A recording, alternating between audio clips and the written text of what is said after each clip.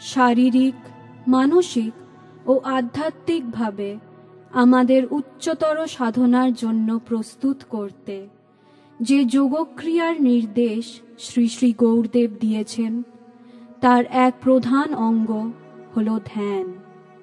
ধ্যান অর্থে সমস্ত বহির্মুখী ভাবনাকে মন থেকে প্রত্যাহার করে সমগ্র মনঃশক্তি শ্রী গুরুর চরণে কেন্দ্রীভূত করে তার মধ্যে লয় হয়ে যাওয়া। আমরা ধ্যান করব বিশ্ব শান্তি, বিশ্ব কল্যাণ, সকলের আরোগ্য ও সকলের আনন্দ কামনা করে। 3 বার অনুলোম বিলোম প্রাণায়ামের মাধ্যমে মনঃসংযোগ দৃঢ়তর করে আমরা গৌরলোকে ভেসে যাব।